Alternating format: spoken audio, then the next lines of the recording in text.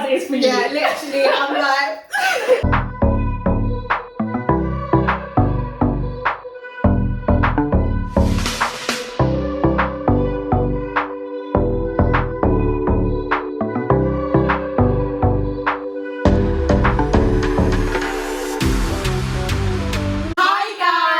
Welcome back to the Law Process with me, Jay, and me, Grace. If you haven't subscribed to our channel already, we're on the road to 1K subscribers. Yes, so you need to, help us out. Tell a friend to tell a friend. Yeah. Hit the subscribe button, like the video, and of course, comment. So this video is a relatable one that we can all sit down and have a little bit of a talk about. Yeah. So join in the conversation in our comments because today we are kicking out of the room. Yeah. Imposter syndrome. Yeah. She's currently in the room with a few of us. Yeah. But we're kicking her out. Yeah. so let's sit down, grab a cup of tea, and let's talk about this. Yeah. So, for those of you who don't know what imposter syndrome is, it is a feeling of, essentially you feel like a phony. So you feel like a fraud, and you can feel like that when it comes to like your workplace. So it's a feeling when you feel like you don't necessarily deserve to be where you are, or you don't belong. Yes. So I feel like it's a feeling that everybody feels, and especially in the legal profession, it is a big thing. Yeah, when working for like large corporations, whether it be law firms, large management consulting companies, sometimes you'll be in these large, big corporations that you've never been in before, with people that are twice your age and people that are so experienced, and sometimes you'll just feel a little bit small. But in this video, we're going to tackle how to feel as tall as them. Yeah. Or taller than them. Yeah. So we're going to put a stop to imposter syndrome. So currently I'm working for a large international consultancy company. And wow, there are times where we will get certain clients and I'll be like, this is a client that everyone would know. This is a client that you do not want to mess up.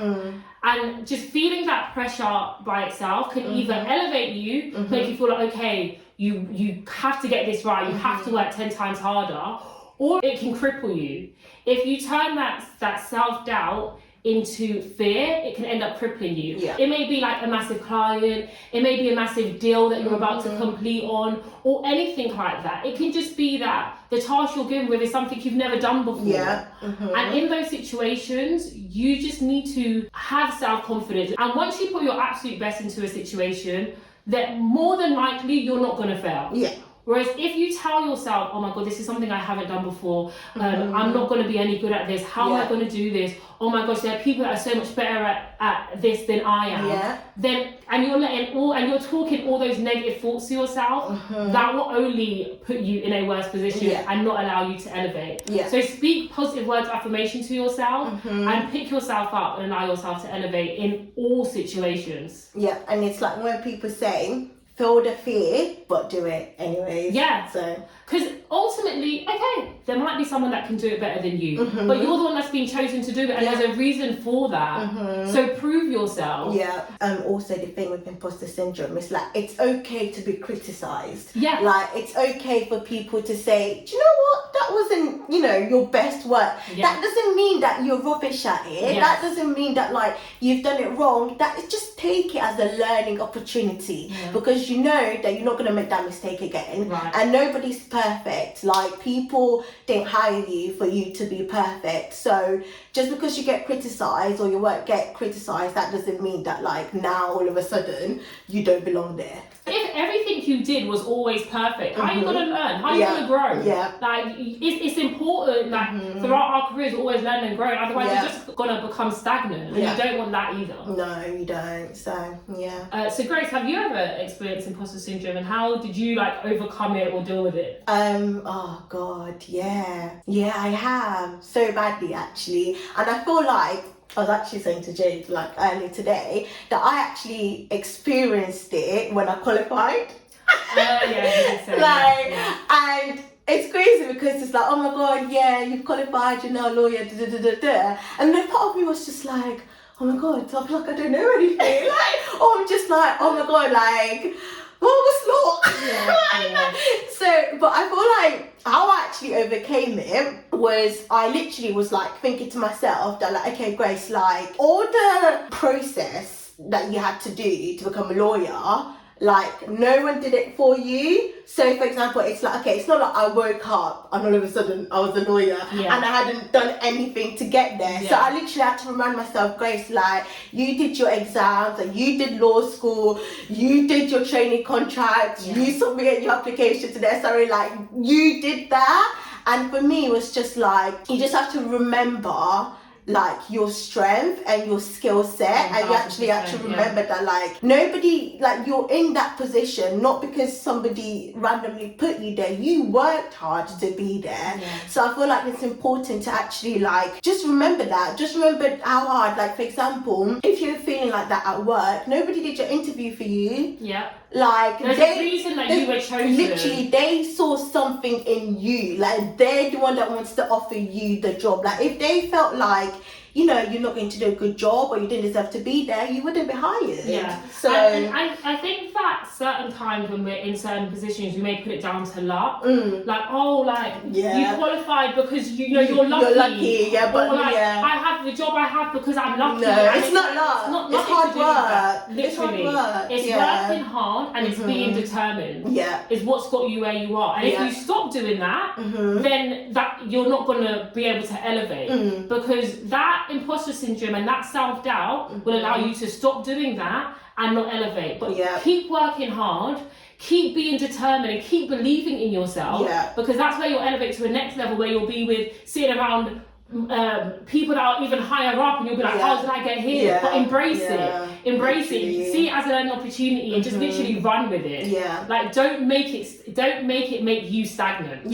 That would be my like key takeaway from this. Don't make it make you stagnant and don't self-sabotage because it's so easy to be like, I shouldn't be here, oh my god, like and cripple yourself. And then you just, your confidence now gets low. And this is the thing as well, like any profession, not even just law, confidence is key. People respect people that speak with a level of authority and a level of authority and level of confidence, because it shows that they know what they're talking about.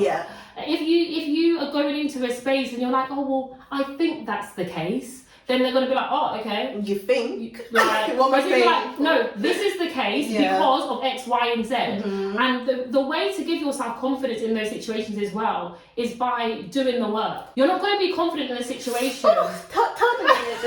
Louder than the people at the back. Let me hear you one more time. You literally have to do the work to be confident.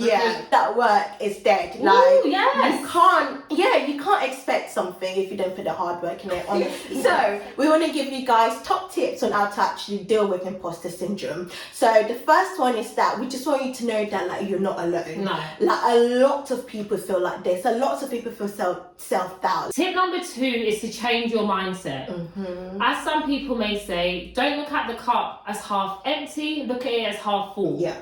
So, for example, if you were to be in a room with loads of people who you believe are smarter than you, they probably believe you're smarter than them, but for whatever reason, you believe that they're all so much smarter than you and so much more experienced than you, then instead of being like, oh gosh, like I'm not going to do any good, look at it and think, oh my gosh, I can't wait to learn from all of these people.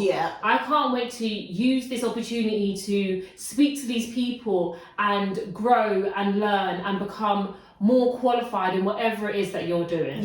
And also it's actually important, like if you actually think about it, for you to be in a position that you're having imposter syndrome, that means you have some form of a degree of success, or you're in some of a position that you're just like, oh wow, like this is great. So instead of feeling overwhelmed by that, turn it into gratitude and just be happy and be proud of yourself for being there and actually making it that far. So tip number 3, as soon as you notice it crippling in, just block it out and kick her out and just be like, bye, not today, and we move.